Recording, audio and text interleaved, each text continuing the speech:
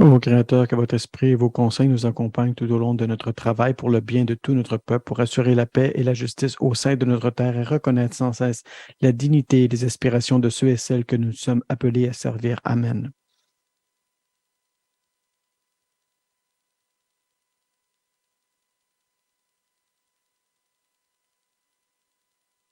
Bonjour, chers députés.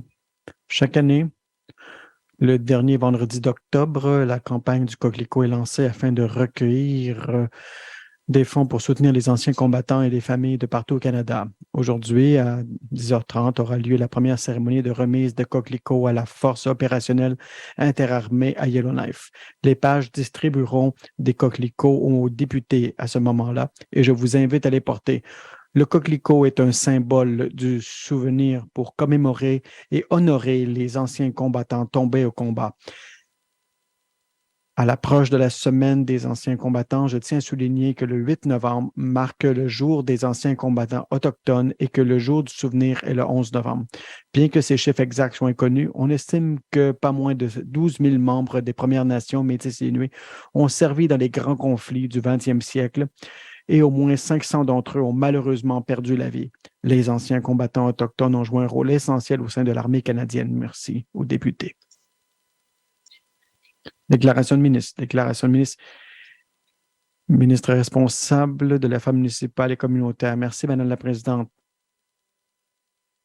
Le gouvernement des territoires du Nord-Ouest se range aux côtés du gouvernement du Canada et des gouvernements provinciaux et territoriaux contre le harcèlement, les abus et les comportements contraires à l'éthique dans le sport. En étant un signataire de la déclaration de Red Deer 2019 pour la prévention du harcèlement, des abus et de la discrimination dans le sport, nous nous engageons à faire notre part pour assurer un environnement sportif sécuritaire pour tous les participants dans les territoires du Nord-Ouest. Les athlètes canadiens dans le secteur du sport ont demandé à tous les gouvernements de prendre des mesures pour régler les problèmes de sécurité dans les sports organisés au Canada.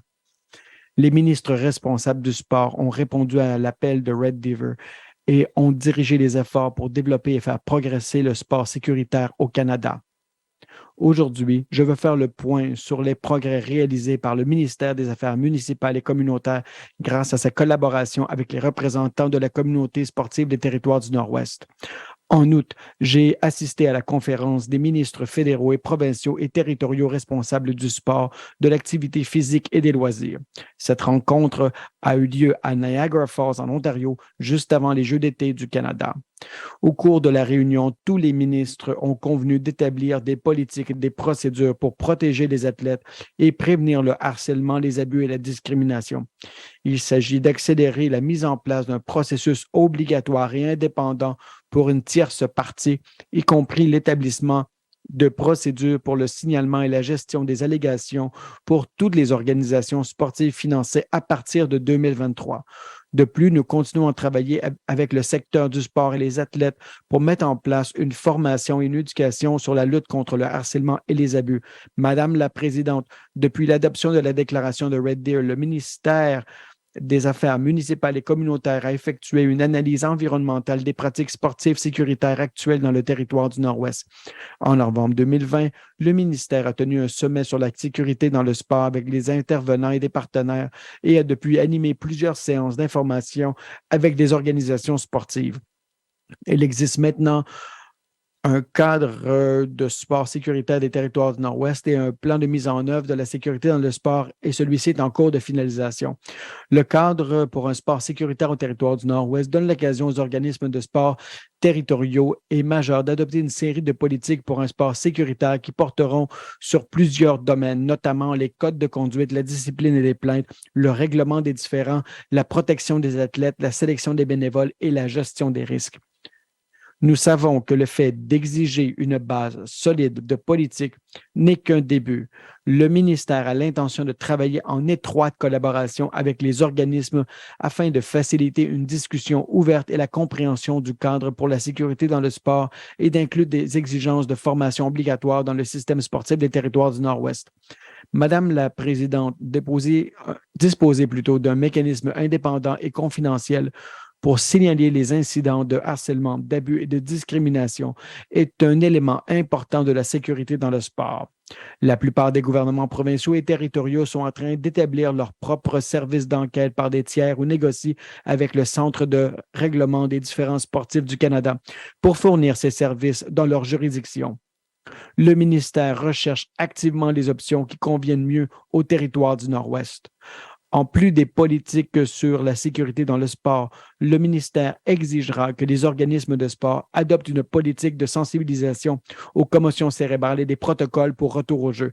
Ce processus nécessitera une approche collaborative avec nos partenaires sportifs alors que nous travaillons vers l'objectif de mise en œuvre de ces initiatives d'ici la fin 2023. Madame la Présidente, le ministère s'engage à favoriser un environnement sportif, sécuritaire et inclusif. Nous continuerons à travailler avec les organismes de sport des territoires du Nord-Ouest et nos homologues des provinces et des territoires pour en faire une priorité pour notre communauté sportive en 2023 et au-delà. Merci, Madame la Présidente. Merci. Déclaration de ministre, déclaration de ministre. Déclaration des députés. Député de Hay River South. Merci, Madame la Présidente. Le gouvernement fédéral a un programme en cas de catastrophe naturelle pour donner accès à du soutien financier pour pouvoir investir dans des projets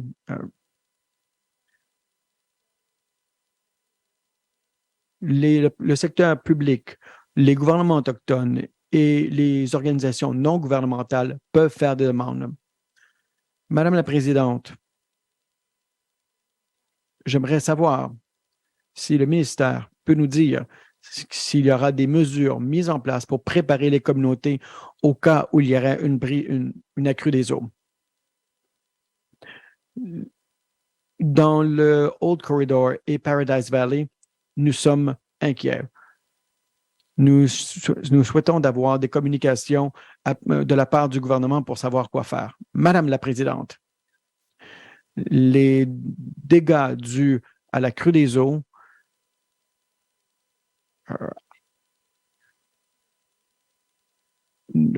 il y a eu des arbres et de l'herbe qui a été enlevé. Et puis, en ce moment, la berge est difficile d'accès.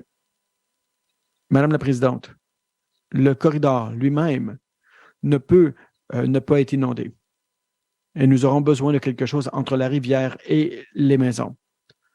Le centre-ville va aussi nécessiter une forme de protection. Tout au long de la rivière, on aura besoin de réparations entre l'arrêt et aussi la section entre l'aéroport et les sections résidentielles. De plus, il y a aussi l'enjeu des eaux dans la région de Oxford. Nous devons mettre des mesures préventives. La ville de Old Town a besoin de protection. Et nous devons aussi, Madame la Présidente, je m'attends à ce que le gouvernement puisse travailler avec la ville de Hay River ainsi que les gouvernements autochtones pour identifier et offrir de l'accès à des fonds sous les fonds en cas de catastrophe naturelle. Madame la Présidente, je veux obtenir plus de temps pour terminer mon allocution. Député de Hay River South, il veut recevoir plus de temps pour terminer son allocution. Est-ce qu'il y a des gens qui sont contre? Personne n'est contre. Vous pouvez le conclure. Merci, Madame la Présidente. Madame la Présidente, les résidents de Hay River et de Cutler, ainsi que les entreprises, ont besoin d'un plan de la part du ministère des Infrastructures. Ils auront une rencontre à cet effet. Vous devez y assister, si vous pouvez. Merci. Député de Nonakput. Merci, Madame la Présidente. J'ai parlé au sein de la Chambre avant. Je parle du logement. Mes commettants qui sont dans la partie nord, certaines familles vivent dans des cabines ou même des tentes. Madame la Présidente, de jeunes familles m'ont écrit et ils attendent que la ministre puisse les placer dans une unité de logement. À l'été 2020, la ministre a rencontré ces jeunes gens. Et on a vu qu'ils puissent recevoir des paiements de la part de la société de logement. Je veux reconnaître que la ministre avait réglé ce problème à ce moment-là. Madame la Présidente, nous sommes maintenant le 28 octobre 2022. Il y a de la glace, il neige, la météo est à moins 14 degrés et il neige. Il y a toujours toutefois des couples qui vivent dans des tentes ou alors des cabines de fortune depuis 2022. Maintenant, comment peuvent-ils élever un bébé sans avoir de salle de bain qui soit propre? J'ai soulevé cet enjeu auprès de la Société de logement. Madame la Présidente, il n'y a pas de marché privé pour du logement dans cette circonscription. Nous devrions donc pouvoir offrir tout ce que nous avons en surplus pour les gens de cette communauté. Madame la Présidente, combien de gens sont sur les listes d'attente pour obtenir des maisons, mais qui sont actuellement itinérants? Nous devons être capables de trouver des solutions aujourd'hui. Madame la Présidente, nous sommes en 2022, mais il y a toujours des gens qui vivent sans logement. J'aurai des questions plus tard pour la ministre de la Société du logement. Merci. Député de Deschaux. Merci, Madame la Présidente. Madame la Présidente, avec le mandat pour accentuer l'emploi dans les petites communautés, le gouvernement des Territoires du Nord-Ouest dit qu'il va développer les talents des gens. Voilà la meilleure façon d'améliorer le sort des gens qui vivent dans les petites communautés.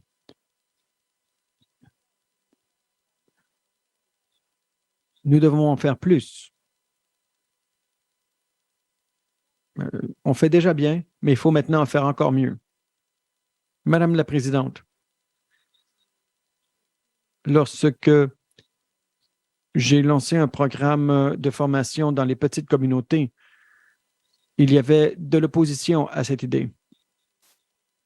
Je pensais à offrir des formations sur des formations à savoir comment utiliser des plans d'alimentation.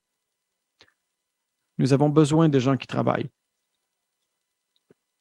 Si nous formons des gens, nous pourrons économiser des milliers de dollars. Cela sera bon pour les petites communautés.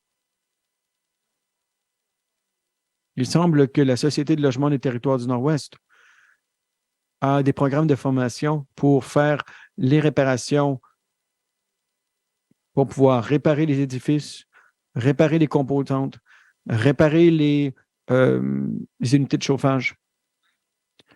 Je suis très heureux d'entendre cela. Je suis heureux d'entendre que les gens des petites communautés seront formés ainsi.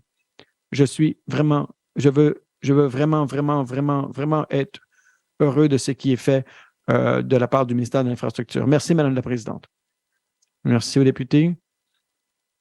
La dernière fois, je me suis identifié comme elle. Donc, Madame la Présidente, alors ajustez vos notes, s'il vous plaît. Député de Tabacha. Merci, Madame la Présidente. Madame la Présidente, aujourd'hui, je voudrais répondre à ce que le ministre du Logement avait dit hier. La ministre n'a pas répondu à mes questions. Elle m'a dit que le ministère,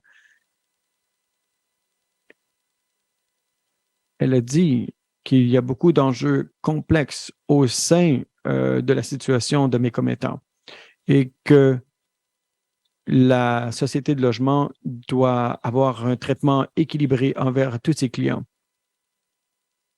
Je crois que la ministre doit être capable de nous dire quels sont les faits. Il est ici, au sein de cette Chambre, de nous dire que nous avons besoin de plus de temps. Toutefois, ceux qui nous ont élus ici n'ont pas le luxe d'avoir beaucoup plus de temps.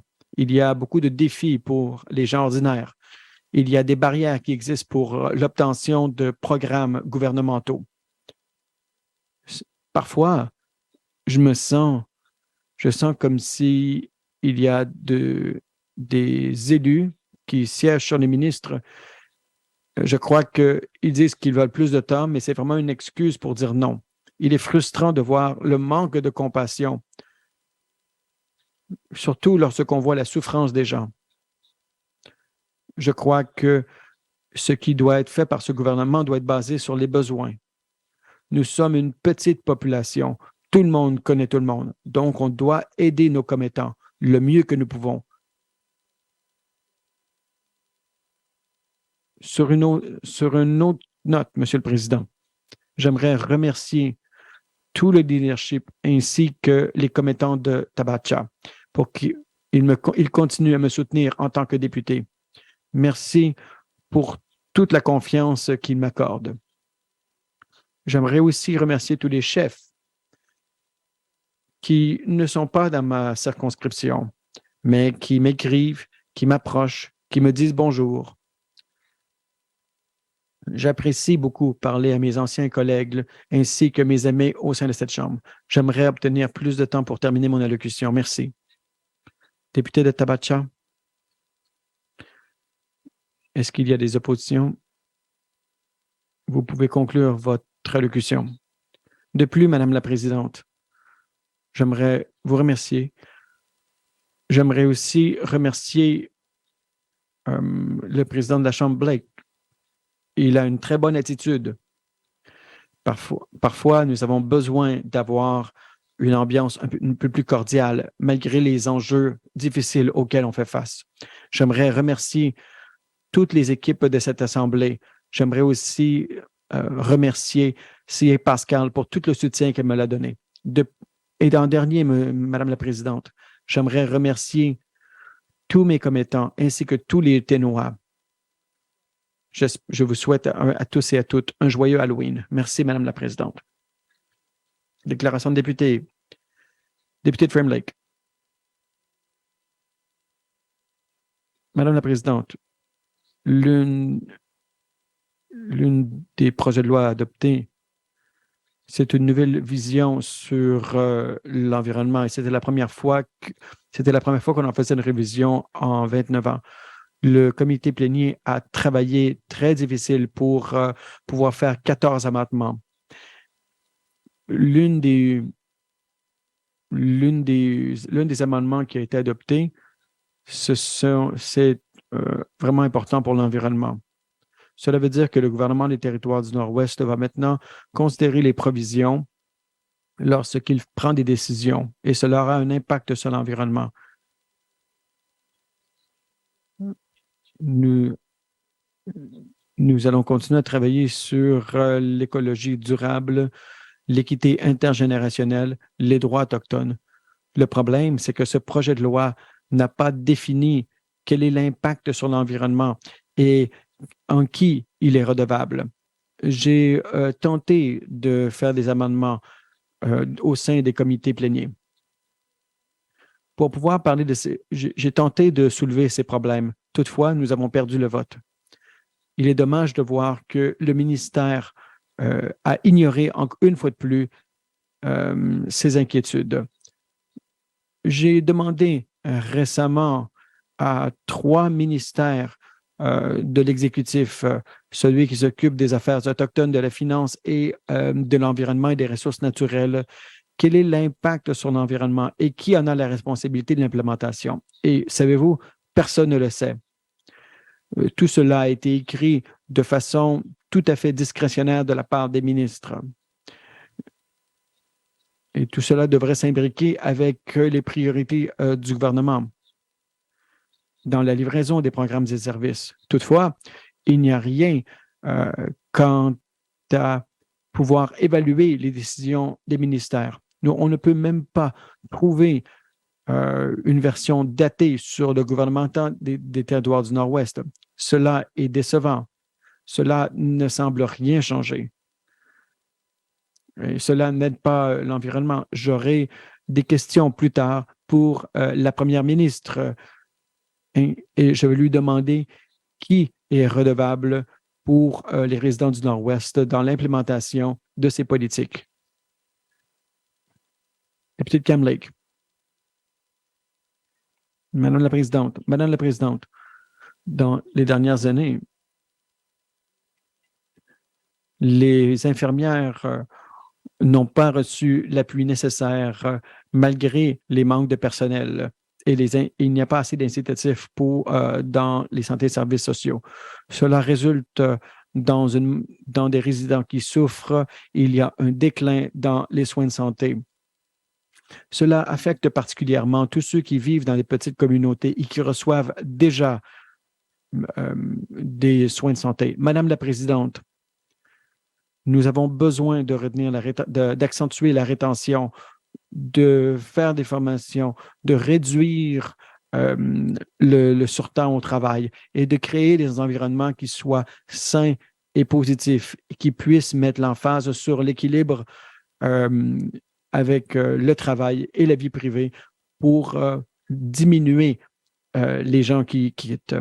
La semaine dernière, le ministère de la Santé et Services sociaux nous a dit qu'il y aurait un nombre accru d'infirmières qui seront formées. J'étais vraiment heureuse de l'entendre, Madame la Présidente. Il est important. Par contre, il n'y a pas assez d'infirmières qui seront formées pour servir les communautés du Nord. Je demande au ministère d'élargir ces programmes et d'accentuer ces programmes au sein du Collège Aurora. Nous avons actuellement 30 postes dans les programmes d'infirmerie. Je me demande pourquoi est-ce que le ministère ne pourrait pas accentuer celui-ci. Notre système de santé actuellement est en train de s'effondrer. Nous ne pouvons demeurer neutres et nous devons pouvoir amener de nouvelles idées pour être capables de régler ces problèmes à long terme avec du financement, mais tout part avec des gens. Nous devons prioriser le système de santé. Nous devons répondre et écouter les équipes de la santé et services sociaux. Ma suggestion, Madame la Présidente, c'est que nous devons avoir des politiques pour pouvoir accomplir tout ceci. Déclaration député de Great Slate. Merci, Madame la Présidente. Madame la Présidente, le programme supplémentaire de soins de santé et bénéfices va offrir des soins de santé aux résidents qui en ont plus les besoins. Le programme remplace un ancien programme qui sera diminué au fil du temps. La création de ce nouveau programme est pour pouvoir offrir des nouveaux services dentaires, d'offrir des traitements médicaux, de donner des appareils auditifs ou alors des marchettes ou même des lunettes. L'accès à ces programmes sont selon les revenus et les résidents doivent faire une demande annuellement. Madame la Présidente, les gens qui n'en ont pas les moyens, même pour eux, ça reste toutefois beaucoup plus difficile. À titre d'exemple, un individu qui fait 40 000 $ par année, qui vit par lui-même, qui paie 20 000 $ de loyer, n'est pas capable de combler cela. Si ils n'ont aucun autre choix et qu'ils ne sont pas capables, si les logements sont beaucoup trop élevés, ils ne seront pas capables de payer pour leurs soins médicaux. Mais comment peuvent-ils établir ces priorités s'ils ne sont pas capables d'obtenir ces bénéfices et ne sont pas capables d'obtenir pour les gens à faible revenu? Il y aura une contribution de 30 %, pourquoi pas 20 % ou même 25 % une fois, à titre d'exemple, un revenu annuel de 53 000 $, la barre est beaucoup trop basse. En fait, ce n'est pas la barre qui est trop basse, c'est les revenus qui sont trop bas. Nous devons être capables de fournir des services pour les gens les plus pauvres, pour accentuer l'inclusion, pour pouvoir offrir plus de bénéfices, plus d'assistance financière pour nous devons être capables, par exemple, d'offrir des soins dans les radiographies, du traitement, des extractions. Je parle ici des soins dentaires, les douleurs, les gencives. Et nous devons arrêter d'avoir des limites qui sont beaucoup trop élevées et montrer à nos citoyens que la santé est importante. Député de Yellowknife North. Merci, Madame la Présidente. Le ministère de l'Éducation et de l'Emploi, lors de la dernière séance, nous a dit que le changement de nom de circonscription de Great Slave était en cours. Je suis heureux d'entendre qu'on pourra enfin retirer le mot slave. Nous savons qu'il est important de changer les noms qui nous viennent de l'héritage colonial. Changer les noms de North Slave et de South Slave pourrait être fait du jour au lendemain.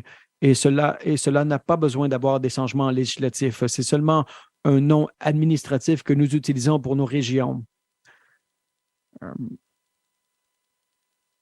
Et peut-être que on pourrait avoir un super... J'aurais des questions plus tard à savoir si on peut faire des changements et enfin arrêter d'utiliser ces noms d'une autre époque. Député de Nehende. Merci, Madame la Présidente. Madame la Présidente,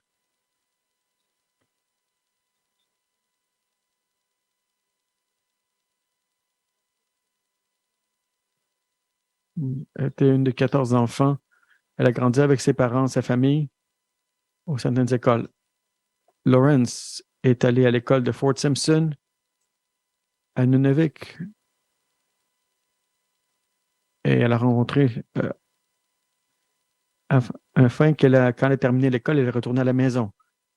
L'homme de sa vie, c'était Ernest Life. Ils se sont mariés le 30 décembre plutôt, 1966, quelques jours après que son fils Noël est né.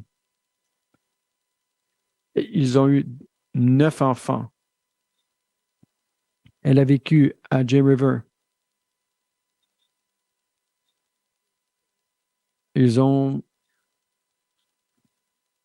C'est là où ils ont rencontré leurs amis de partout dans le monde. Elle a travaillé dans une école norvégienne comme concierge pendant 7 ans.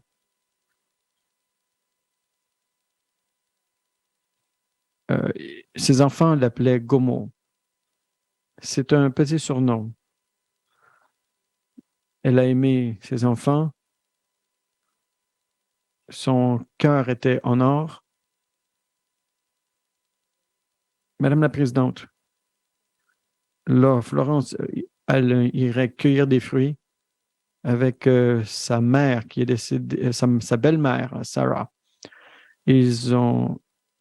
Elle vivait une vie traditionnelle. Lawrence a commencé à souffrir de démence en 2012. En 2013, elle a commencé à devoir obtenir plus de soins.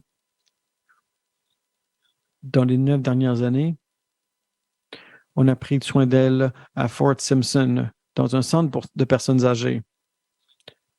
Sa famille remercie beaucoup les équipes qui ont pris soin de la grand-mère, la sœur, la mère. Elle continue. Elle a continué. La famille aimerait remercier tous et chacun pour leur soutien. Madame la Présidente, elle nous manquera beaucoup. Nos pensées sont avec les familles. Déclaration des députés. Question orale. Reconnaissance des visiteurs de la galerie. Député de Yellowknife. Merci, Madame la Présidente. Madame la Présidente, je suis heureuse aujourd'hui d'être de souhaiter la bienvenue à Sophie Chen, députée de Nahende. Merci, Madame la Présidente. J'aimerais dire bonjour à Mary Jane Kess, l'une de nos traducteurs. Elle fait un travail exceptionnel. Merci.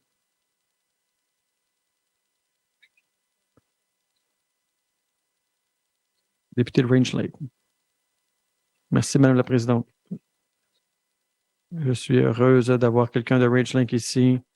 Je suis très heureuse de les avoir au sein de Sainte-Enceinte. On ne pourrait faire notre travail sans eux. Reconnaissance des visiteurs dans la galerie, député de Yellowknife North. Merci, Madame la Présidente. J'aimerais reconnaître Madame Kyle Wick de Yellowknife North. Merci. Député de Great Slate. Merci, Madame la Présidente. En fait, j'ai parlé un peu trop vite quand j'ai fait une reconnaissance l'autre jour, mais aujourd'hui, j'aimerais reconnaître Lance Laron qui vient de Great Slave. Merci. Reconnaissance des visiteurs sur la galerie. Député de Santou. Merci, Madame la Présidente. J'aimerais tout simplement reconnaître les interprètes de North Slave qui sont avec nous aujourd'hui. Merci beaucoup pour votre travail. Merci de faire tout ce travail.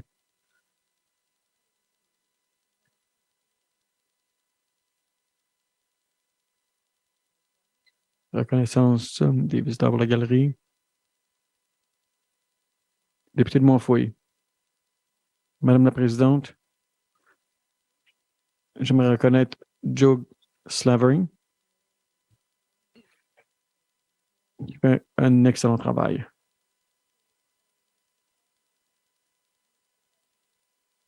Merci. Reconnaissance des...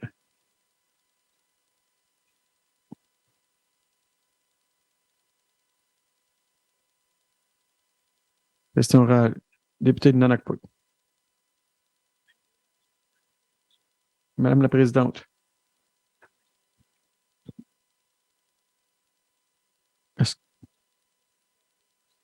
jusqu'à aujourd'hui, on pourrait toujours blâmer la COVID pour les retards, Madame la Présidente.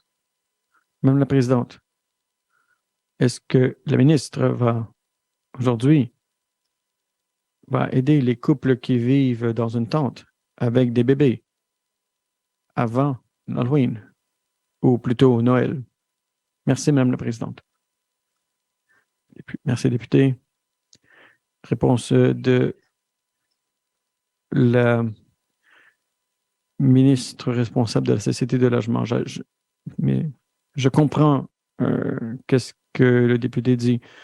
Je sympathise avec leur situation dans les petites communautés. Mais actuellement, nous n'avons pas des unités de logement pour aider tous ceux qui vivent dans les petites communautés. Nous devons être capables, je vais donner suite aux députés, mais actuellement, nous n'avons pas les unités de logement pour pouvoir les offrir. Député de Nanakput. Madame la Présidente, j'ai parlé ce matin avec le maire de Potapoc. Je me demande si ces couples qui sont sur les aides d'attente, en fait, combien de temps ça durera?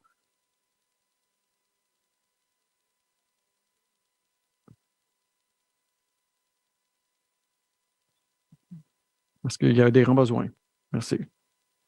Merci aux députés. Député, Madame la ministre.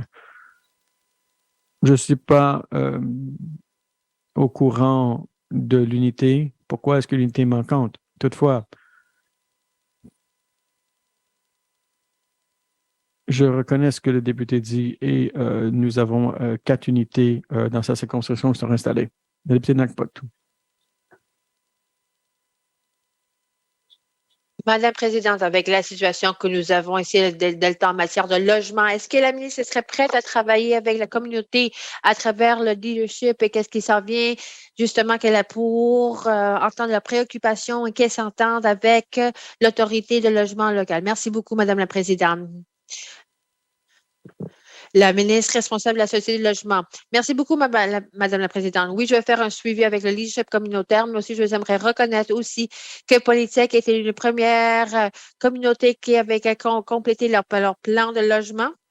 Et là, on n'a pas travaillé de manière on a travaillé étroitement avec eux et financé ce projet, mais je vais faire un suivi avec le leadership. Merci.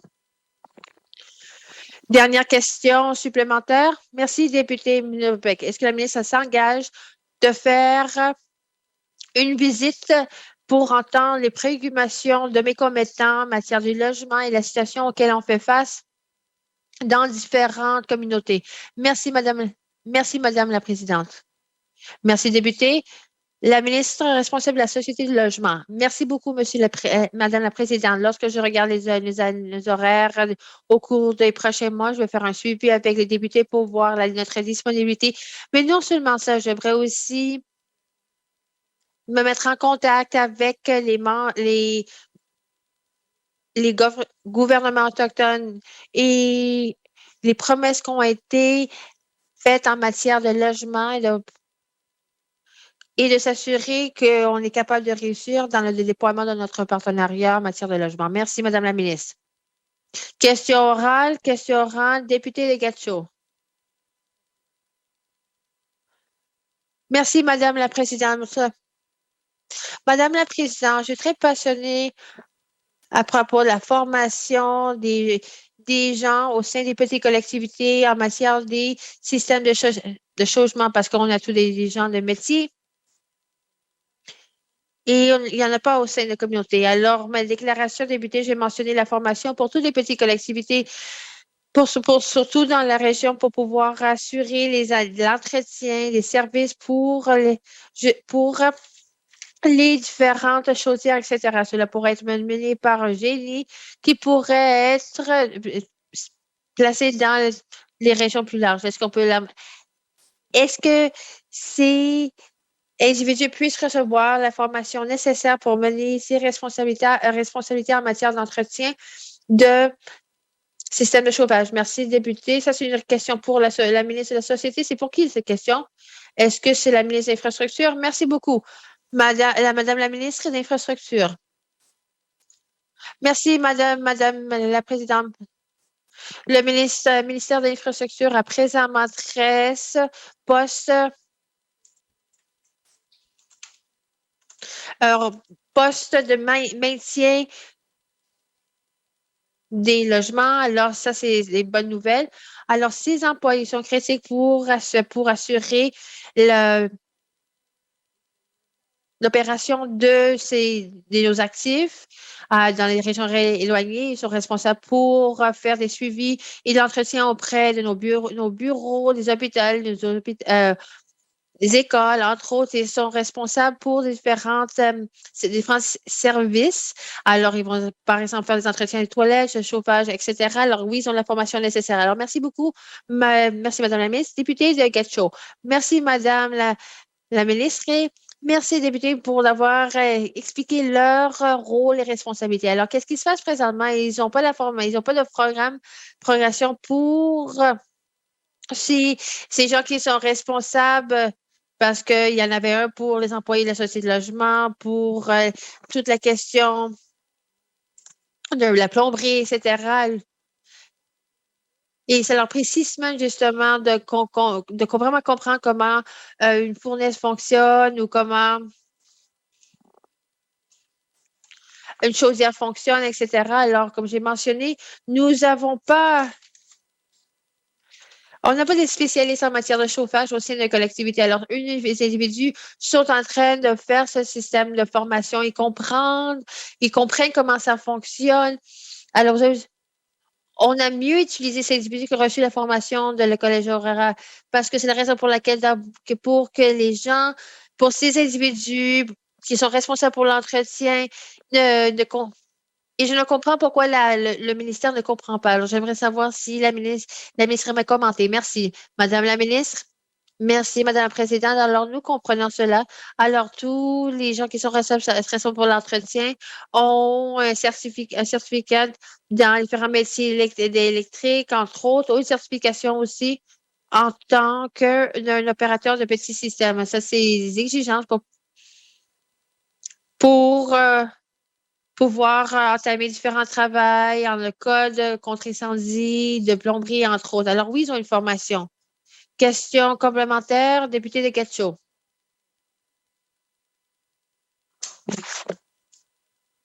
Merci, Madame la Présidente. Alors, je pense que j'ai simplement me poser deux questions. Mais Madame la Présidente, alors j'entends qu'est-ce que la ministre a dit, mais je ne comprends pas exactement pourquoi elle est en train de dire s'ils ont la formation nécessaire. Mais je sais qu'ils n'ont pas la formation nécessaire pour pouvoir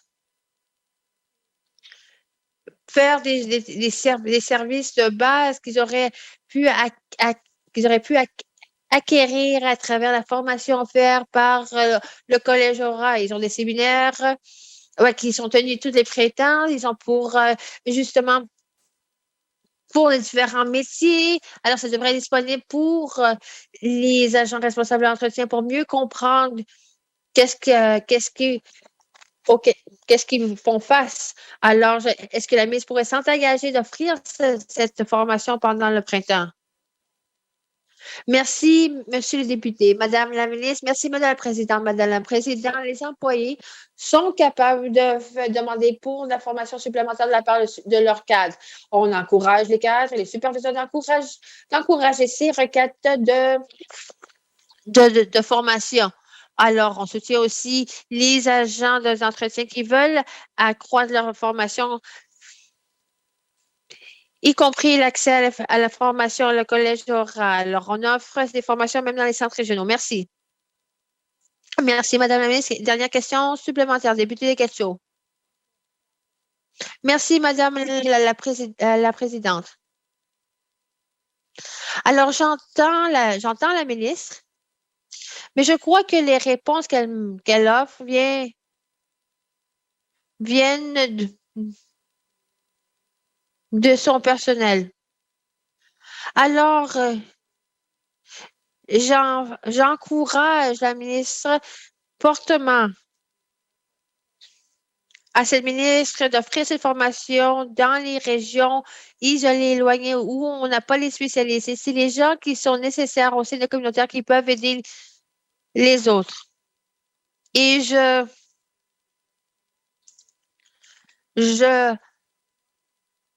implore à la ministre pour pouvoir offrir cette formation pour que les gens, si mes gens de métier puissent avoir accès à cette formation pendant le printemps en matière de maintien et entretien des systèmes de chauffage. Alors, le ministère soutient le développement de son personnel. Alors, ce personnel reçoit différents types de programmes, ils ont accès à différents types de programmes. Il y a le programme de gestion et on les soutient dans l'initiative de formation. Présentement, nous n'avons pas de plan pour offrir un programme pour ces agents d'entretien, mais je vais demander à mon personnel qu'ils se mettent en contact avec la Société de logement pour apprendre davantage concernant le programme qui a été mentionné par ce député, voir quelles opportunités peuvent être disponibles. Merci. Merci, Madame la ministre. Question orale. Député de Great Slave. Merci, Madame la Présidente. Madame la Présidente, mes questions sont pour la ministre des Santé et Services sociaux. Est-ce que la ministre pourrait nous expliquer comment les seuils dans les prestations de santé ont été établis? Merci. Madame la ministre. Merci, Madame la Présidente. J'apprécie la question. Les données a été utilisé en utilisant les données qui sont offertes par le Bureau de statistique. Alors, le groupe ciblé, c'est des individus qui n'ont pas aucune couverture d'assurance. Alors, les mesures ont été disponibles pour un seuil plus élevé, un seuil à faible revenu. Alors, il y a un site disponible où les gens peuvent inclure leur revenu pour voir s'il y a un copaiement disponible ou non. Merci, Madame la ministre. Député de Great Slave. Merci, Madame la Présidente. Je suis contente qu'ils apprennent que l'outil est disponible. Je crois que c'est utile que les gens vont pouvoir répondre à leurs propres questions avant de venir nous voir. Alors, ma question est la suivante. Alors, les données qui ont été offertes par le Bureau de statistiques du gouvernement des territoires de nord-ouest, est-ce que c'est des données anciennes? Parce qu'on a vu justement au cours de la dernière année, on voit justement un coût élevé suite à la pandémie. Est-ce que ce changement a été pris en considération dans la détermination de ces seuils? Merci, Madame la ministre. Merci, Madame la Présidente. Alors, je sais pas, je n'ai pas ces renseignements avec moi présentement. Merci. Député de Great Slave. Merci, Madame la Présidente. J'espère que la ministre va pouvoir offrir ces renseignements et je peux prendre ça comme en tant qu'engagement. Est-ce que la ministre pourrait expliquer comment la situation les logements de multigénérationnels vont être pris en considération? Nous avions auparavant qu'une grand-mère est en train de donner un coup de main et donc sa grand-mère emménage avec la famille et par la suite est pénalisée même s'il n'y a pas eu une hausse dans son salaire disponible. Est-ce que la ministre pourrait parler ou aborder ce sujet? Merci, Madame la ministre. Merci, Madame la Présidente. Madame la Présidente, l'intention, c'est de pouvoir l'examiner et les situations individuelles, mais ça, c'est pas un programme présentement. C'est une discussion que nous avons faire 4 mois de consultation. Et maintenant, ça va être prolongé juste le 23 novembre. Il y aura différentes assemblées qui sont disponibles qui vont avoir lieu en novembre avec plus de renseignements à venir. Alors, si les commettants voient qu'il y devrait une manière de calculer les revenus, que c'est devrait baser par ménage ou par foyer mais oui, ces genres de perspectives et renseignements peuvent être partagés. Merci. Des dernières questions supplémentaires. Merci, Madame la Présidente. Alors, je suis contente de savoir qu'on peut informer cela alors dans ce monde de surconsultation, d'épuisement de sondage. C'est bien que le public puisse toujours offrir la perspective, mais de toute manière, le gouvernement va faire de toute façon qu'est-ce qu'ils veulent. C'est plus un commentaire qu'une question. Merci, député de Great Slave. Question orale, député de Montfrey.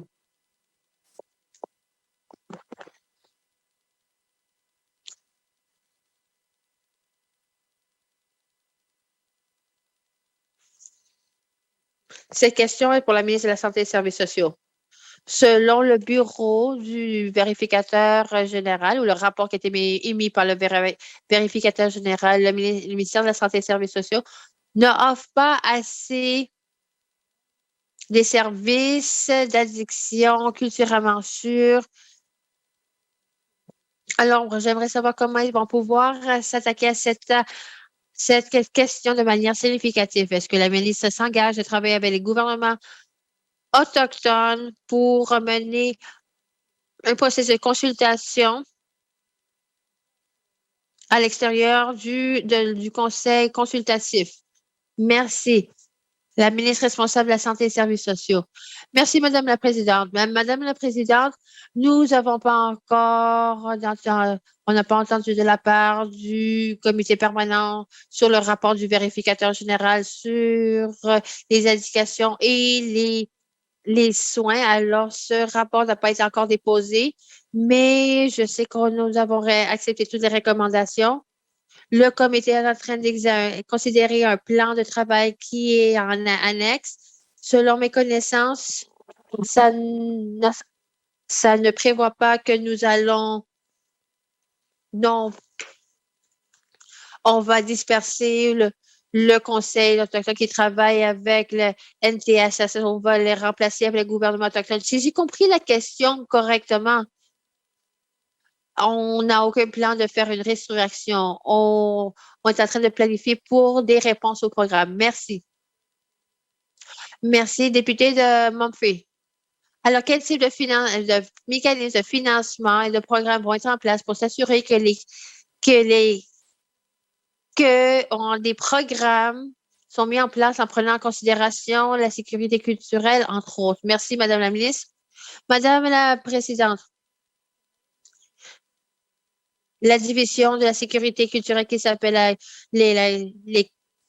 l'innovation de la sécurité culturelle aide à développer tous les programmes pour s'assurer que tous les programmes sont antiracistes et culturellement sûrs. Alors ça ferait partie de toutes les initiatives qui sont mises en place, pardon.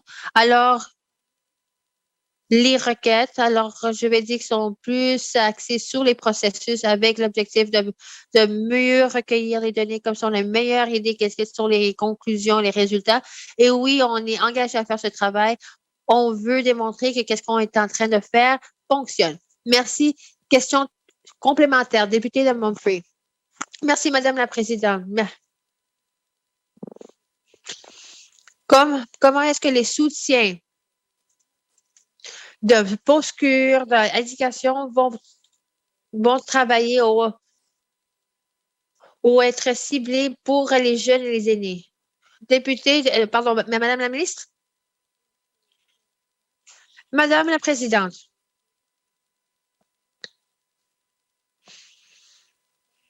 je n'ai pas consulté les aînés concernant ces initiatives, telles que mentionnées, sont pas vraiment des nouvelles initiatives, c'est des éléments importants, mais sont pas nécessairement des éléments concernant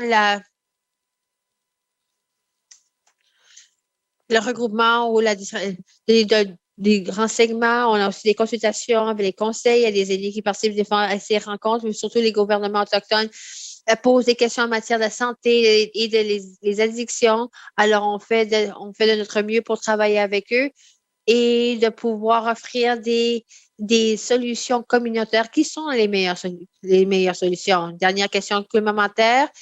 Député de Murphy, est-ce que la ministre de la Santé et Services sociaux va offrir une mise à jour concernant la raison pour laquelle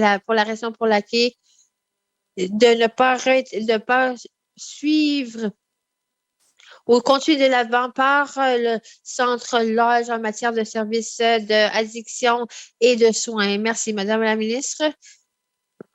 Merci, Madame la Présidente. Alors, je n'ai pas l'intention d'offrir des renseignements supplémentaires concernant le contrat que j'ai Paul Makers Law. Ça vient à terme à la fin du mois. On a 5 options supplémentaires que les résidents et résidentes peuvent accéder. Il y en a 3 en Alberta, il y en a un à la Colombie-Britannique, il y en a un en Ontario. Ils peuvent aussi demeurer à la maison, utiliser le service de conseil communautaire, le programme communautaire On the Land. Qu'est-ce que nous n'avons pas à faire avec Palmmakers? Même si on ne va pas aller de l'avant avec Palmmakers, on a ces options. Alors, mais on n'a pas une option autochtone comme Palmmakers. On va demander ou annoncer une demande pour un partenaire autochtone et cette demande va être faite d'ici la fin de l'année. Député de Frame Lake. Merci, Madame la Présidente. Mes questions sont pour la Première ministre. Alors, selon la Déclaration des valeurs environnementales, le Conseil exécutif des territoires du Nord-Ouest concernant la mise en œuvre de la Déclaration des valeurs environnementales. Alors, récemment, j'avais demandé aux agents de 3 ministères et l'exécutif des affaires autochtones, des ressources naturelles et finances qui étaient responsables pour la mise en œuvre de la déclaration. Et devinez quoi, Madame la Présidente, personne ne semble savoir. Est-ce que la Première ministre pourrait clarifier qui est vraiment en train ou qui est responsable pour la mise en œuvre de la Déclaration des valeurs environnementales et comment cela va être réalisé? Merci, député. L'honorable Première ministre. Merci, Madame la Présidente. Alors, la déclaration c'est la responsabilité de chaque ministre. Alors maintenant, mais ça inclut les sous-ministres de prendre les mesures raisonnables pour s'assurer que les ministères respectent la déclaration et les dispositions de la déclaration en matière de valeurs environnementales lorsqu'il y a une prise de décision qui a une incidence sur l'environnement. De plus, le sous-ministre de ENR est responsable pour surveiller et d'examiner les déclarations, les meilleures pratiques pour ça, si des modifications supplémentaires sont nécessaires de temps en temps. Merci, Madame la Présidente. Question complémentaire, député de Frame Lake. Merci, Madame la Présidente. J'aimerais remercier la Première ministre pour cette lecture des parties de la déclaration. Mais mon déclaration, plutôt, j'ai mentionné que c'est semblable qu'il n'y a pas une copie signée et datée de cette déclaration de les valeurs environnementales sur le site Web.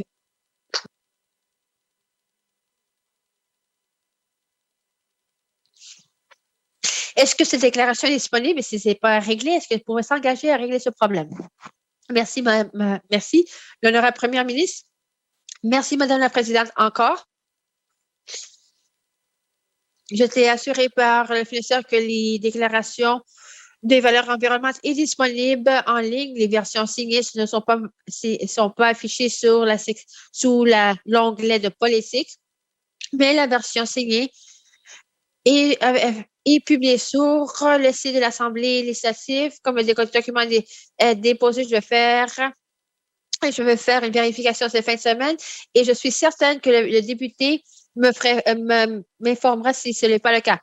Député de Frame Lake, j'aimerais remercier la Première ministre pour cela. Je peux confirmer que oui, il y a une version disponible sur le site web de l'Assemblée et clairement, notre site web n'est pas le site web du gouvernement.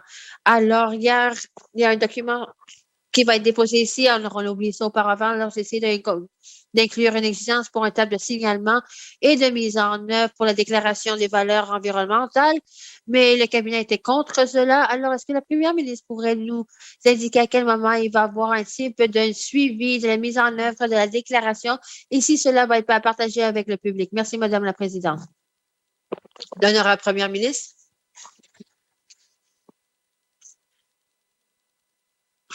Merci, Madame la Présidente. Oui, la déclaration établit les responsabilités pour les sous-ministres et il doit coordonner l'administration et la mise en œuvre de la déclaration, surveiller le progrès et les meilleures pratiques et périodiquement examiner avec la participation de d'autres ministères et agences.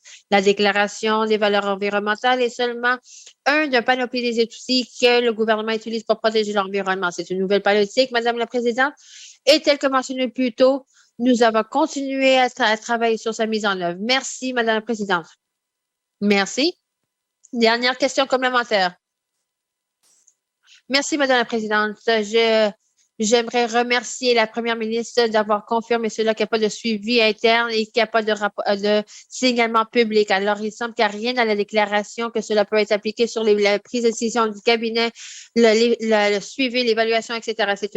C'est décevant que le cabinet ne prend pas cette déclaration des valeurs environnementales très, très au sérieux. Mais le cabinet, qu'on comprend les analyses, l'accès sur le genre et les implications sur l'environnement dans sa précision, est-ce que la Première ministre pourrait inclure cette analyse sur la mise en œuvre de la déclaration des valeurs environnementales dans son conseil ou dans le cabinet de prise de décision du ministère des Finances? Merci. L'honorable Première ministre. Merci, Madame la Présidente. Alors, je ne suis pas la ministre des Finances, je ne suis pas la présidente du conseil de gestion, mais oui, nous suivons un genre de document qu'on utilise lorsqu'on regarde des modifications législatives qui comprend l'environnement, entre autres. Alors, je peux m'engager pour que le changement à l'environnement va inclure la déclaration des valeurs environnementales pour que ça soit pris en considération. Merci. Question orale. Député de Yellowknife Nord. Merci, Madame la Présidente. Alors, mes questions pour la Première ministre. Alors, je me demande s'il y a des plans ou des intentions de changer le nom des régions administratives de North et South Slave. Merci. L'honorable Première ministre. Merci. Madame la Présidente, nous n'avons pas envisagé de changer le nom. Ça, c'est quelque chose que j'entends ici dans les échanges. Et lorsque ce sera possible de changer le nom. Merci, Madame la Présidente. Député de Yellowknife Nord. Merci, Madame la Présidente. Je sais que c'est possible. Alors, c'est la raison pour laquelle j'ai demandé. Est-ce que la Première ministre s'engage à changer les noms? Merci, député. L'honorable première ministre, merci, Madame la Présidente. Je pensais que je pouvais passer au député, mais je pense qu'il est beaucoup plus rapide que je pensais. Qu'est-ce que je peux dire? Qu'est-ce que je peux dire, Madame la Présidente? C'est que on est en train de mener un examen de les non géologiques par le ministère de l'ECE. J'ai parlé avec le ministre pour voir s'il y a un intérêt pendant ce travail de mener ce travail. Alors, si c'est un intérêt, on pourra y aller de l'avant. Merci. Député de Yellowknife Nord. Merci, Madame la Présidente. Si la proposition de changer les noms soit adoptée, je pense que ce serait approprié de changer les entités administratives. Ce serait un peu embarrassant. Sinon, j'entends que la région de North Slave apparaît plus comme une région, comme une capitale, n'a pas vraiment les communautés voisinantes l'intérêt nécessaire. Alors, clairement, c'est très centralisé à Yellowknife. Ça a été répété par mon collègue de Montfeuille que la région de Clayton justifie qu'il soit séparé de North Slave avec un surintendant dans cette région pour la donner l'indépendance nécessaire. Je crois que ça fait du sens d'avoir d'une perspective d'autogouvernement. Si on faisait cet exercice, peut-être qu'il y avait la place de créer 6 régions administratives dans la région du Gletcho. Merci beaucoup, député. L'honorable première ministre. Merci, Madame la Présidente. Je crois que pendant le processus de la consultation, cela devrait être examiné aussi. Je crois, Madame la Présidente, en toute honnêteté, je crois que ça demande une discussion plus large à la table du cabinet. Je sais que différents ministères ont des différentes régions. Il y en a qui en ont 5, il y en a qui en ont 7. Et je crois que ça pourrait mettre 9 dans certaines. Alors, je crois que c'est une discussion qu'on devrait envisager. Merci. Question orale. Question orale. Député de Montfeuille. Mon rapport est pour la ministre de la Santé et des Services sociaux. À quel type de financement a été alloué à chaque des engagements dans les plans de travail? Merci. La ministre responsable de la Santé et des Services sociaux. Merci, Madame la Présidente. Madame la Présidente, les plans de travail n'ont pas été approuvés, alors je n'ai pas un budget encore. Merci. Merci, Madame la ministre. Député de Montfeuille. La ministre a mentionné qu'ils ne sont pas en train de renouveler le contrat avec Paul Makers et qu'il y a 5 d'autres options. Alors, pourquoi seulement 5? Il ne devrait pas en avoir plus d'options si on essaie d'aider, travailler avec les commettants parce que c'est vraiment le choix des gens où ils vont aller. Puis Paul Makers était le seul qui pouvait desservir les communautés autochtones. Alors maintenant, les gens n'ont pas de choix. Alors, je me demande, est-ce que la ministre est en train de consulter et travailler avec les gouvernements autochtones, avec les peuples autochtones? Alors, ils ont dit il y avait des gens présents à la rencontre, mais c'est pas assez. Est-ce qu'elle est en train de travailler parce que le rapport OLG établit cela tout partout dans le rapport de travailler avec les gouvernements autochtones et consulter les gouvernements autochtones. Alors, je me demande, je ne pense pas que cela a lieu. Alors, j'aimerais juste demander ces questions. Est-ce que la ministre travaille avec les gouvernements autochtones pour la sélection? Qui fait partie de la prise de décision? Est-ce que c'est simplement le ministère de la Santé et des Services sociaux qui est en train de prendre ces décisions? Est-ce qu'ils sont en train de travailler avec les gouvernements autochtones? Merci. Merci, député. Député de la Santé et des Services sociaux. Merci, Madame la Présidente. Madame la Présidente, un des éléments auxquels on s'est engagé auprès du rapport de OLG, c'est le plus d'engagement avec le gouvernement autochtone pour pouvoir identifier des obstacles pour les gens qui ont accès à des services d'addiction et aussi d'examiner les politiques et nos procédures pour s'assurer qu'ils sont culturellement sécuritaires. Ça, c'est un travail qu'on va faire en vue du rapport ONG. Alors, j'ai eu une rencontre avec le conseil des dirigeants des territoires du Nord-Ouest qui comprend différents leaders de différentes régions et ça comprend justement ce qui portait sur ce sujet. Il y a une rencontre qui a eu à la fin du mois de septembre, il y a une autre rencontre qui est prévue pour la fin du mois de novembre. Alors, j'anticipe de pouvoir continuer ces discussions, de pouvoir renforcer nos systèmes. Si la députée a des individus qui qu'elle croit que je devrais rencontrer. J'accueille cette opportunité lorsque je passe communauté. Merci.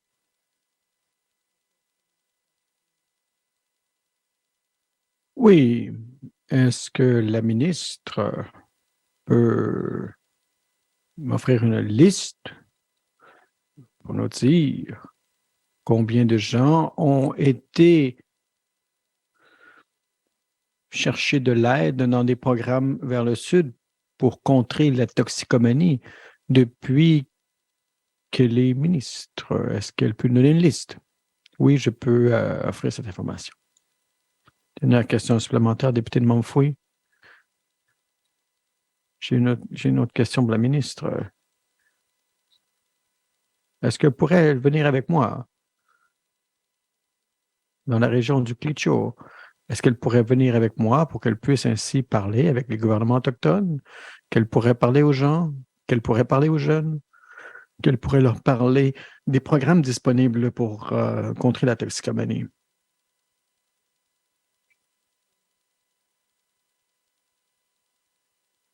Il y a une rencontre de prévue.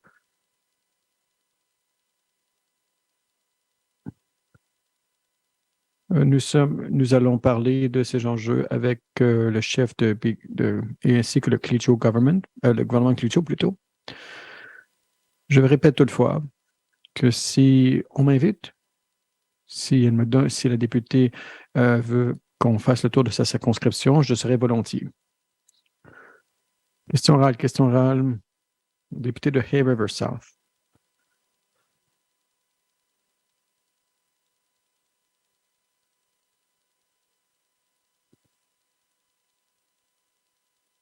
Difficulté technique.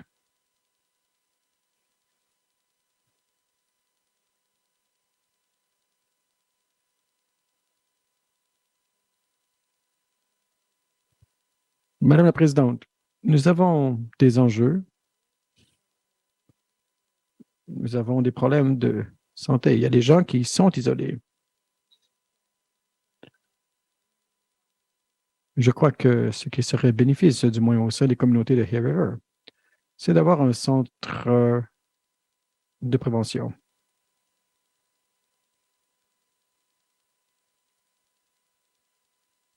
Que l'on puisse avoir un centre régional pour venir en aide. Et je poserai la question suivante au ministre. Y a-t-il des postes auprès du NTHSSA ou y a-t-il un plan de fait par les autorités de santé et services sociaux? Merci, Madame la Présidente. Merci d'avoir répondu aux questions. L'organisme offre des services pour les adultes, pour des gens qui ne sont pas des jeunes, des gens qui vivent à la rue. Ce poste n'existe pas sous l'autorité des centres de services sociaux de Hay River.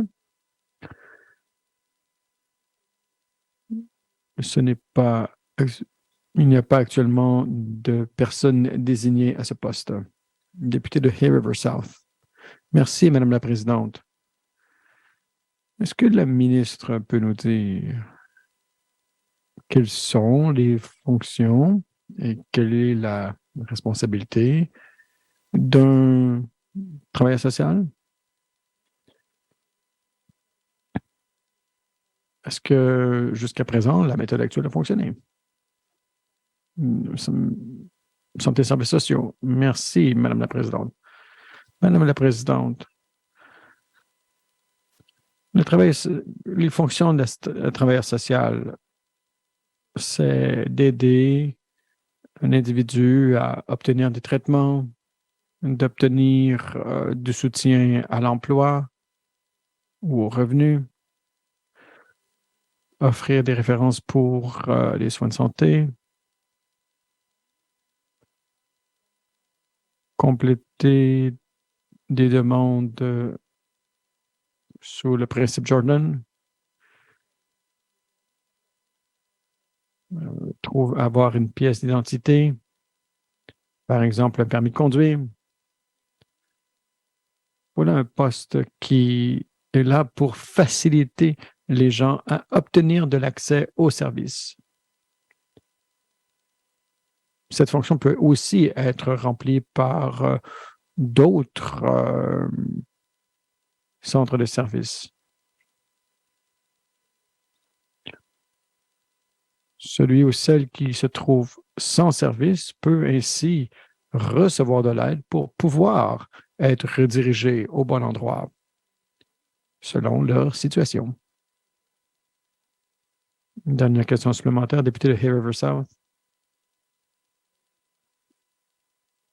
Merci, Madame la Présidente. Est-ce que la ministre peut nous dire si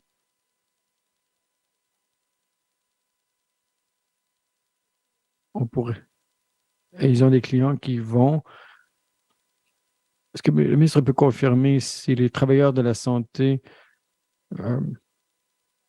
reçoivent des demandes? Est-ce que les clients sont seulement ceux qui vont au centre? Je ne sais pas. Je pense ici à Hay River. Je pense ici à tous ceux qui doivent être redirigés dans les hôpitaux. Oui, c'est vrai. Ce qu'elle a décrit sont des choses que nous, en tant que députés, faisons déjà au sein de la communauté. Je me demandais s'il y avait encore plus de flexibilité à cet effet. Ministre de la Santé et des Services sociaux. Merci, Madame la Présidente. C'est un rôle très important. J'apprécie l'effort du député de faire ce travail pour ses commettants. Je ne vois pas pourquoi la travailleuse sociale ne pourrait aller voir les gens où ils se trouvent. Je ne suis pas familière avec leur charge de travail, mais c'est beaucoup plus large que tout simplement avoir quelqu'un qui va au centre de services. Merci, ministre de la Question supplémentaire, député de Hay River South. Merci, Madame la Présidente. Madame la Présidente,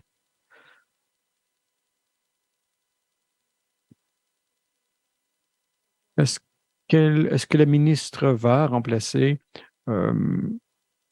les travailleurs sociaux, les 2 travailleurs sociaux qui travaillent à Hay River? Madame la Présidente, j'aimerais beaucoup dire oui. Mais oui, les autorités de santé et services sociaux de Hay River doivent trouver des travailleurs de plus parce que la demande ainsi que la sévérité de la population vulnérable le demande. Donc, nous devons embaucher 2 personnes à temps plein. Question orale, question orale. Député de Montfouille.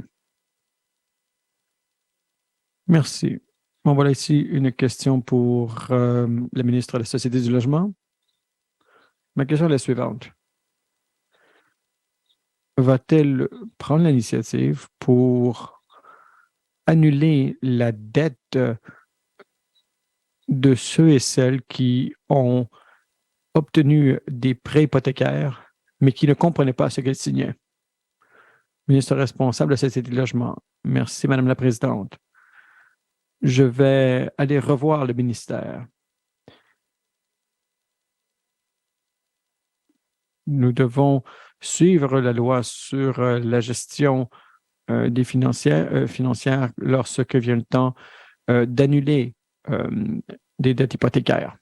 Je reviendrai en Assemblée pour fournir une réponse. Question orale, question orale. Député de Montfouille.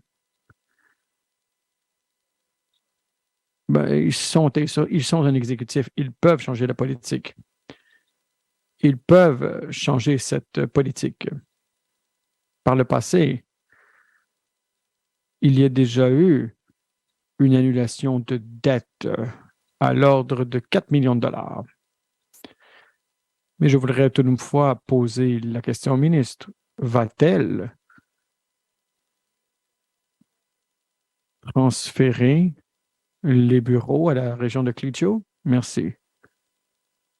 Merci, ministre responsable de la Société de logement des territoires du Nord-Ouest.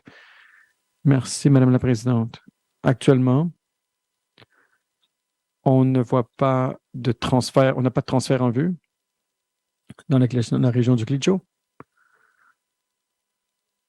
Mais je peux toujours faire un suivi auprès de la députée. Nous travaillons ici avec le gouvernement du Klitschko et le tout n'a pas encore été soulevé aux tables de discussion. Merci, Madame la Présidente. Dernière question supplémentaire, député de Montfouille. J'ai entendu de la part de mes commettants que lorsqu'ils ont des enjeux de logement, ils ne savent pas où aller. C'est ce que j'entends. Donc,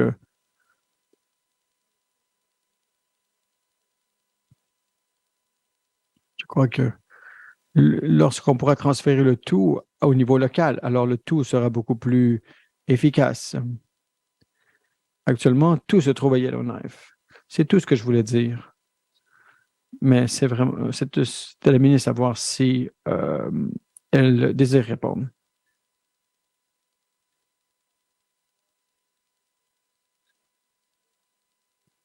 Merci, Madame la Présidente.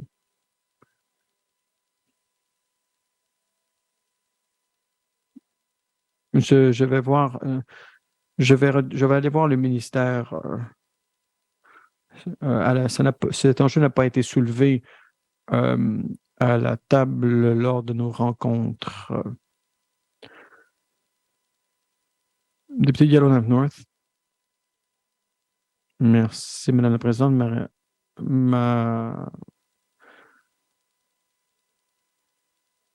Ma question est pour la ministre qui s'occupe.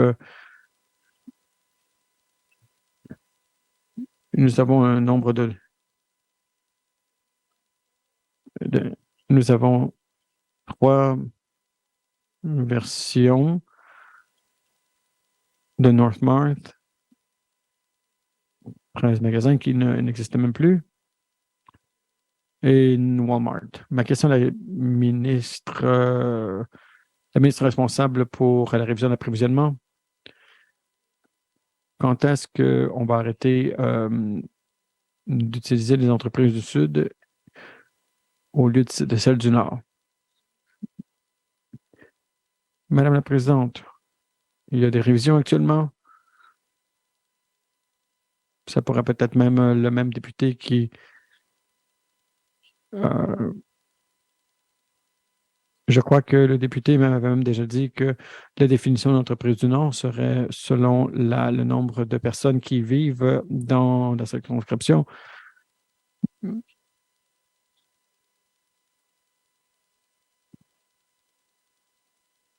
Pardon, Madame la Présidente. Nous devons identifier premièrement qui se trouve sur la liste au sein de cette région. Merci. Dernière question supplémentaire, député Yellowknife North. Merci, Madame la Présidente. Je reconnais cela. Mais quand est-ce qu'on pourra spécifier une liste? Il y a des entreprises ici qui n'existent même plus. Il y a des entreprises à numéro. Je ne sais même pas quelles sont. Peut-on voir si, par exemple, Walmart tombe sous cette politique?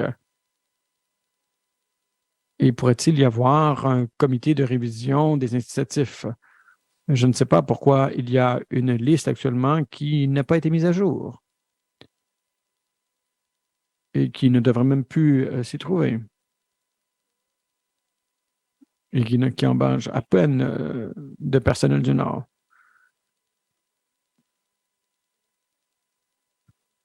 Je me demande pourquoi on a toujours cette liste qui n'a pas toutes les entreprises. Beaucoup d'entreprises n'existent même plus.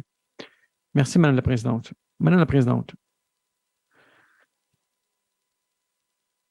je n'ai pas eu le temps d'aller chercher toute l'information.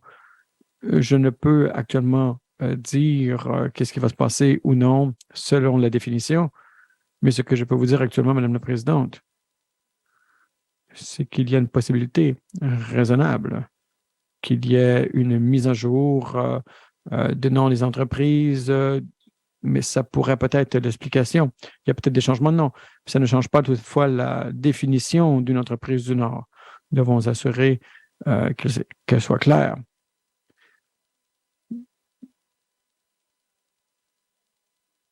Je suis toutefois d'accord avec le point, une fois que le tout sera fait, ou peut-être que celui-ci n'aura pas lieu. Merci. Merci, réponse du ministre. Question orale. Question orale. Député Grace Lane. Madame la Présidente, j'aimerais retourner à reconnaissance des visiteurs à la galerie. La députée voudrait qu'on retourne à visiteurs à l'Assemblée. Personne n'est contre. Allez-y. Merci, Madame la Présidente. Merci à chaque collègue. J'aimerais reconnaître l'équipe de 62 Degrees North, ainsi que qui nous a aidés lors de la pandémie. Matt Benson, qui est président et président du conseil d'administration, Brian Johnson, Kim Bailey, Nashin Rapid et Alex Corsos. Je vous souhaite la bienvenue. J'espère que vous aimez les échanges.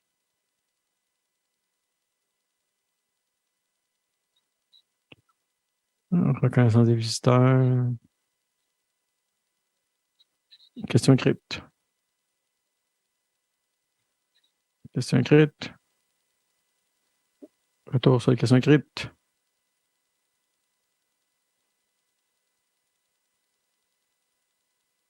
Réponse au comité. Pétition. Pétition. Rapport de comité, la révision. Député de Yellowknife North.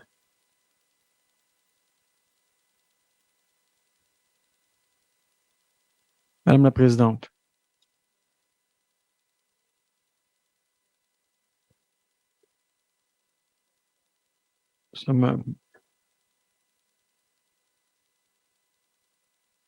Introduction. Examen des comptes publics pour améliorer la responsabilité financière. Le 8 décembre 2021, le ministre des Finances a déposé les comptes publics de 2020-2021. Les comptes publics sont des états financiers qui présentent les résultats financiers du gouvernement des territoires du Nord-Ouest pour une année donnée. Chaque année, le comité permanent des opérations gouvernementales examine les comptes publics. Ces examens permettent d'évaluer la crédibilité de la situation financière du gouvernement et de rendre compte des résultats financiers du gouvernement. En d'autres termes, ces examens sont importants parce qu'ils demandent si les fonds publics ont été dépensés avec prudence et conformément aux intentions de l'Assemblée législative. Le 29 juin 2022, le comité a obtenu la partie publique de son examen. Le comité a reçu des exposés des fonctionnaires du Bureau du vérificateur général et du Bureau du contrôleur général. Leur contribution a été précieuse pour identifier et clarifier les questions clés. En réponse, le comité a élaboré 8 recommandations substantielles pour améliorer les pratiques et les rapports financiers. Ces recommandations visent à atteindre 3 objectifs. 1. Comprendre et traiter le déficit croissant de la NTHSSA. 2.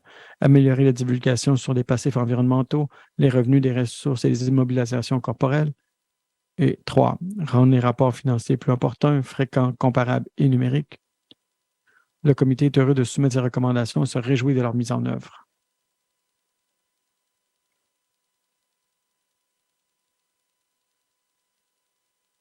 Recommandation. Comprendre et traiter le déficit croissant de la NTHSSA. Lorsque la NTHSSA a été créée en 2016, son déficit accumulé s'élevait à 51 millions de dollars. Une partie de la promesse de la fusion des 6 autorités sanitaires régionales était de contrôler les dépenses tout en améliorant les soins. La création de la THSSA était censée aider à utiliser les ressources plus efficacement et améliorer la responsabilité et la gestion de risque. Pourtant, 6 ans plus tard, le déficit accumulé de la NTHSSA a presque quadruplé. Il s'élève à 194 millions de dollars, soit une augmentation de plus de 140 millions de dollars. Le déficit accumulé a grimpé parce que les dépenses ont dépassé les revenus de 10 à 35 millions de dollars au cours de chacune des 6 dernières années. La NTHSSA rapporte que les raisons du déficit d'exploitation sont nombreuses. 5 facteurs coûteux notables comprennent le coût des heures supplémentaires en raison du manque de personnel. 2, les coûts de suppléance financiers. 3, programmes non financés ou sous-financés. 4, la croissance non financée des postes de soins de santé. Et 5, coûts financiers dû à la COVID-19. Pour comprendre et aborder ces facteurs éco et autres, le gouvernement des Territoires du Nord-Ouest a mis de l'avant un plan de viabilité financière. Ce plan a été financé en décembre 2020. Peu de temps après, le ministre de la Santé et des Services sociaux a déclaré: ce que nous essayons de faire, c'est de réduire la taille du déficit de la NTHSSA à zéro par le biais du plan de viabilité du système de santé pour comprendre les facteurs qui ajoutent au déficit et s'y attaquer et les réduire, afin d'éviter un point où nous ne puissions budgéter des déficits des autorités sanitaires. Il n'est pas clair si le plan de viabilité financière est sur la bonne voie pour atteindre un objectif de déficit zéro. Les premiers rapports suggèrent que le plan était retardé parce que les efforts de dotation en personnel rencontraient des difficultés. Ces travaux ont peut-être été retardés en raison de la pandémie en 2019. En 2021-2022, la première année financière fiscale complète après la finalisation du plan, le déficit annuel de la NTHSSA a atteint un niveau record de 34 millions de dollars. D'autres rapports dans le document du plan d'affaires du RSS et le rapport annuel du NTHSSA n'indiquent pas si les économies ont été réalisées. Les perspectives financières à moyen terme du territoire s'ajoutent à notre inquiétude. Les prévisions du gouvernement des Territoires du Nord-Ouest indiquent qu'il n'y aura plus de marge de manœuvre pour emprunter de l'argent d'ici 4 ans, en 2026-2027. Entre-temps, le système de santé est confronté à des pressions incessantes sur les coûts, vieillissement de la population et la nécessité de suivre l'innovation technologique. Tout en maintenant les niveaux de service, sans réforme visant à obtenir une meilleure valeur des ressources existantes du système de santé, le gouvernement des Territoires du Nord-Ouest pourrait être contraint à réduire les services de santé à l'avenir. Le comité craint que le plan de viabilité financière du gouvernement des Territoires du Nord-Ouest n'est pas suffisant pour assurer la viabilité à long terme, voire à moyen terme du système de santé. Le BVG estime que les récents changements visant à accroître la capacité de la production financière ne suffisent pas à eux seuls à combler les déficits persistants. Il s'attend à avoir une amélioration des performances en vue d'atteindre les objectifs du système de santé en respectant les contraintes budgétaires. Comme le ministre l'a dit précédemment, ce travail commence par une meilleure compréhension du déficit de la NTHSSA. Le comité recommande donc, recommandation 1, que le ministère de la Santé et des Services sociaux fournisse des rapports et des analyses détaillées sur chaque indicateur de coût du déficit d'exploitation persistant de la Régie de la Santé et des Services sociaux des Territoires du Nord-Ouest. L'analyse devrait quantifier la façon dont chaque inducteur contribue au déficit d'exploitation de la NTHSSA. L'analyse devrait également quantifier, ventiler et expliquer pour chaque indicateur la différence entre 1, les dépenses, les postes et les programmes prévus dans le budget et 2, les résultats réels. Le BVG a également soulevé les préoccupations concernant les contrôles internes de la NTHSSA. Le processus du contrôle interne sont importants pour protéger,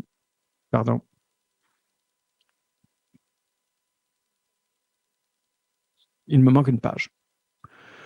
Les processus du contrôle sont importants pour protéger le secteur public contre une fraude, la corruption, le gaspillage et les abus. Les contrôles internes aident également les gouvernements à mesurer le rapport de la quantité prix-service. Le BVG a signalé que de nombreux domaines de contrôle interne devraient être améliorés et a noté que ce problème dans une lettre de gestion adressée à l'autorité. De meilleurs contrôles internes à l'NTHSSA sont un élément clé pour améliorer les performances et rétablir la viabilité financière. Le comité veut renforcer la responsabilité à l'égard et recommandation 2, que le ministère de la Santé et des Services sociaux divulgue sa réponse à l'observation de vérification 2021-2022 du Bureau du vérificateur général, selon laquelle de nombreux domaines des contrôles internes doivent être améliorés à la Régie de la Santé et des Services sociaux des Territoires du Nord-Ouest. Le ministère devrait également divulguer des mesures à prendre, des programmes réalisés à l'égard et les échéanciers pour améliorer les contrôles internes.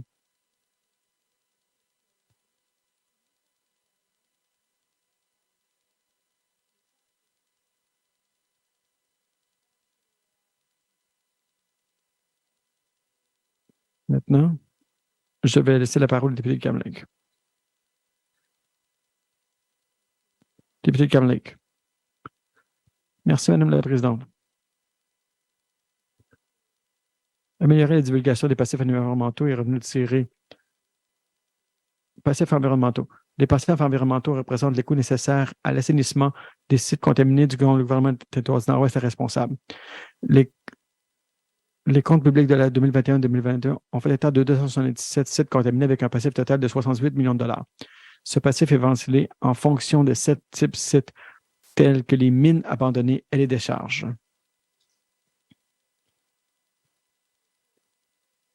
Depuis des années, le comité précise une plus grande transparence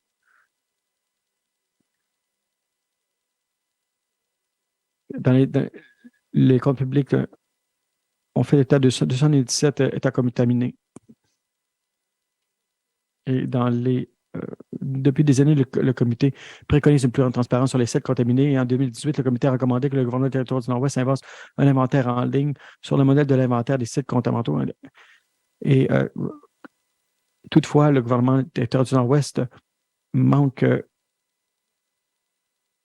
dans le gouvernement fédéral. Prenez par exemple le projet de mine qui est géré par le gouvernement du territoire du Nord-Ouest et le gouvernement des territoires du Nord-Ouest. Le gouvernement des territoires du Nord-Ouest fait l'inventaire des sites contaminés. Le gouvernement du territoire du Nord-Ouest a accepté la recommandation au cours de la dernière année.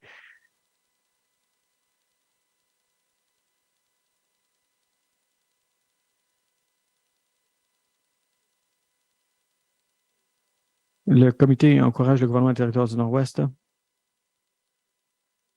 et offre, donc le comité fait une recommandation numéro 3, que le ministère des Finances fournisse un plan assorti d'un échéancier pour améliorer les rapports du travail de bord en s'alignant sur les pratiques de rapport avec les sites contaminés du secrétariat du Conseil du Canada. Revenu des ressources. Les comptes publics ont indiqué qu'en 2021, le gouvernement du territoire du Nord-Ouest a perdu 66 millions de dollars.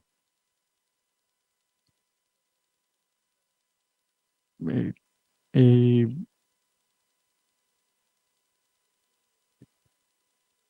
le compte public ne font que ventiler le montant des revenus en 3 grandes catégories. Redevances, minéraux, pétrole, gaz, permis, location, autres frais et droits de carrière.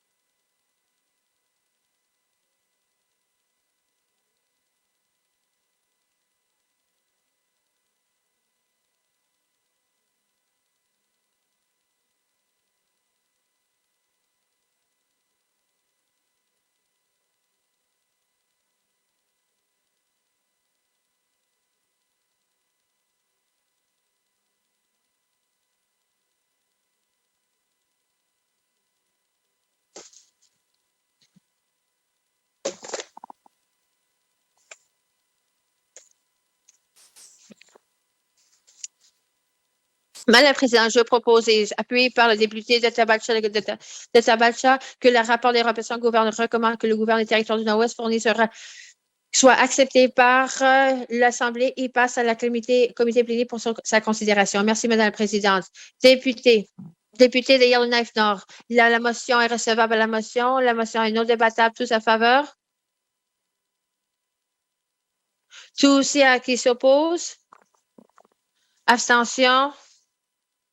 La motion est adoptée.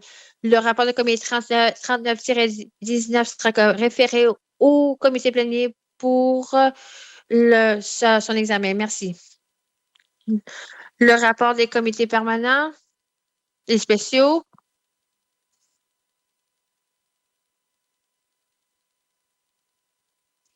Dépôt de documents. Ministre des Finances.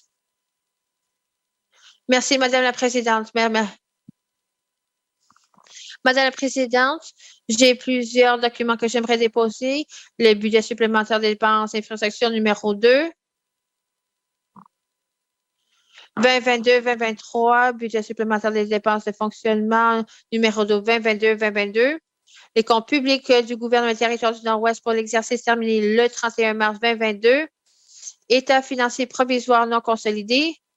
Dialogue sur le budget 2022, ce que nous avons entendu. Le rapport. Recommandation. Examen de la législation sur les boissons alcoolisées des territoires du Nord-Ouest.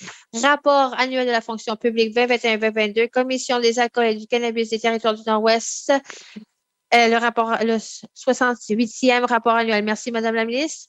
Dépôt de documents. Le ministre de la Justice.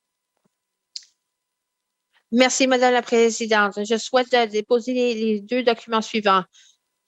La Fondation des droits des territoires du Nord-Ouest, son 39e rapport annuel pour la période se termine le 30 juin 2021 et l'accord sur les services de police territoriale, le rapport annuel de la GRC 2021-2022. Merci, Madame la Présidente. Merci, Monsieur le ministre. Dépôt de documents. Le ministre responsable pour la Société énergie des territoires du Nord-Ouest. Madame la Présidente, je souhaite déposer le document suivant. Le rapport annuel 2021-2022 de la Société énergie des territoires du Nord-Ouest et de Hydro Corporation. Merci. Dépôt de documents. Hay River Sud. Merci, Madame la Présidente. Je souhaite déposer les documents suivants. Le résumé en langage clair du projet de loi 58, la loi modifiant la loi sur l'Assemblée législative et le conseiller exécutif et le résumé en langage clair du projet de la loi 59, la loi modifiant la loi sur les élections et les plébiscites. Merci. Dépôt de documents, député de Frame Lake. Merci, Madame la Présidente. Je souhaite déposer les deux documents suivants. Une lettre datée du 19 octobre 2022 du sous-ministre le ministre ITI concernant une requête et le demande suivant, c'est un rapport de divulgation d'un document sévèrement expurgé concernant les règlements concernant la loi sur les ressources minérales. Merci. Dépôt de document, député de Montfrey. Mais merci, Madame la Présidente. Je souhaite déposer le document suivant. C'est une lettre qui est du ministre du 11 novembre au président de Northwest Health. Merci. Dépôt de document. Avis de motion tendant la première lecture de projet de loi. Motion. Avis de motion tendant la première lecture des projets de loi. Député de Yellowknife Nord. Merci, Madame la Présidente. Je donne l'avis que le mardi, le 1er novembre 2022, je vais présenter le projet 61, une loi modifiant la loi sur le bureau du protecteur du public. Alors, la ministre des Finances. Merci, Madame la Présidente. Je donne l'avis que mardi, le 1er novembre 2022, je vais présenter le projet de loi 62, une loi modifiant la loi sur la loi des impôts. Merci. Avis de motion pour la première lecture du projet. Le ministre ECE. Merci, Madame la Présidente. Je donne avis que le mardi, le 1er novembre 2022, je présenterai le projet de loi 63, une loi visant à modifier la loi sur l'Assemblée sur la loi sur les langues officielles. Merci, député. Avis pour la première lecture du projet. Merci, député. Je donne l'avis le mardi le 1er novembre 2022. Je vais présenter le projet de loi 64, une loi visant à modifier la loi sur l'Assemblée législative et le Conseil exécutif numéro 3 pour être lu pour la première fois. Merci, Madame la Présidente. Merci. Avis de motion pour attendant la première lecture des projets de loi. Première lecture de projet de loi. Deuxième lecture de projet. Deuxième lecture de projet. Études en comité plénier des projets de loi et d'autres affaires. Projet de loi 23, projet de loi 29, projet de loi 58, projet de loi 59, document déposé 723-19 parenthèse 2, le document déposé 747-19-2, le document déposé 778-19-2. Député de Getchell, qui est le président, s'il vous plaît?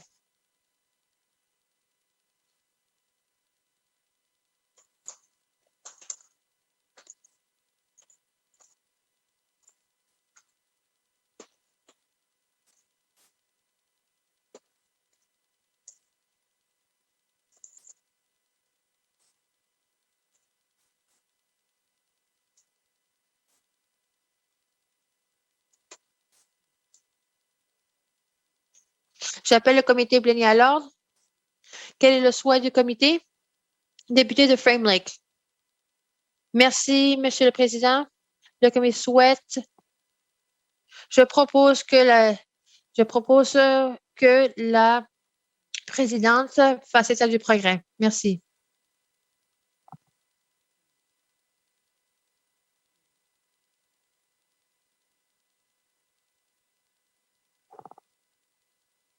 Comité émotion. Pour faire état du progrès, la motion recevable à la motion est non débattable. Tous en faveur? Tous qui s'opposent? La motion est adoptée. Maintenant, je vais lever et faire état du progrès. Merci.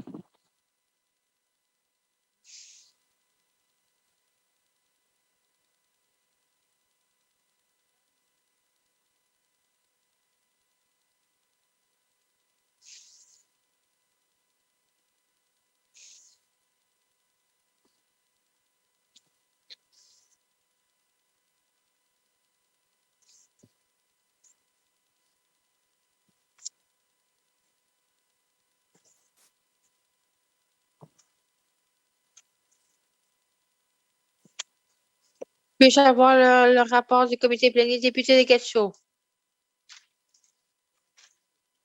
Madame la Présidente, votre comité est en train d'examiner le projet de loi 23, le document déposé 27-19-2, le projet de loi 29, le document déposé 747-19-2, le projet de loi 58, le document déposé 748-19. J'aimerais faire état du progrès. Madame la Présidente, je propose que le rapport du comité plénier soit adopté. Merci. Merci. Député de Getchell, est-ce que quelqu'un qui appuie? Député de Frame Lake, tous à faveur? Tout ce qui s'oppose? La motion est adoptée. Troisième lecture des projets de loi. Troisième lecture des projets de loi. Appel à l'ordre du jour. Monsieur le greffier. Ordre du jour pour lundi, le 31 octobre 2022 à 13h30. Prières, déclaration des ministres, déclaration des députés, des réponses aux questions orales, présentation des visiteurs dans la tribune, remerciements, questions orales, questions écrites. Réponse aux questions écrites, réponse au discours d'ouverture de la commissaire, pétition, rapport du comité à la suite à l'étude des projets de loi, rapport des comités permanents et spéciaux, dépôt de documents, avis de motion, motion, avis de motion, la motion 64-19-19, motion 66-19-2, avis de motion dans la première lecture de projet, la projet de loi 60, l'étude en comité plénier de projet de loi et d'autres affaires, projet de loi 23, 29, 58, 59, document 726-19, 747, 748, troisième lecture de projet de loi, appel à l'ordre du jour. Cette session est levée jusqu'à lundi, le 31 octobre 2022 à 13h30. À l'ordre,